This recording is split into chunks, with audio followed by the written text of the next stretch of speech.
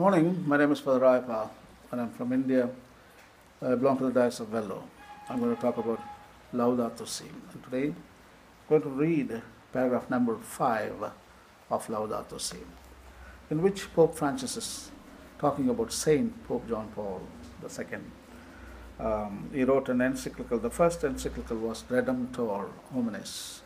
So in that encyclical, Pope is um, uh, talking about environment, and he says that human beings see environment as a commodity. Whatever we find, mountains, trees, soil, and everything is a commodity, and we can buy and sell. So we see only material value and for our immediate use. We don't see as a part of a great system. We don't see as mystery or a being or having value.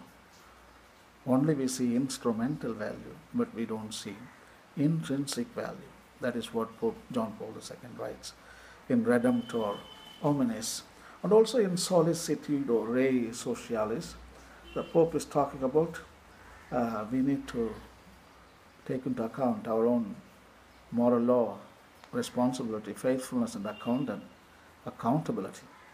And we are responsible for everything. We should take responsibility for our own actions. So he talks about moral law, ethics, etc., etc. So I'm going to read the paragraph number 5 from Laudato Si. Pope Francis is writing as follows.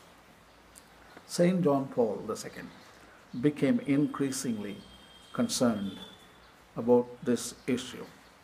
In his first encyclical, he warned that human beings frequently seem to see no other meaning in their natural environment than what serves for immediate use and consumption. Subsequently, he would call for a global ecological conversion. At the same time, he noted that little effort had been made to safeguard the moral conditions for an authentic human ecology. The destruction of the human environment is extremely serious, not only because God has entrusted the world to us men and women, but because human life is itself a gift which must be defended from various forms of debasement.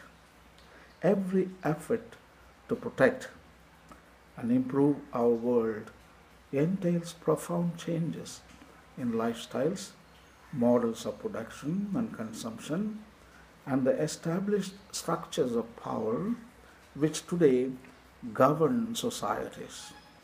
Authentic human development as a moral character. I read it again. Authentic human development as a moral character. It presumes full respect for the human person, but it must also be concerned for the world around us and take into account the nature of each being and of its mutual connection in an ordered system.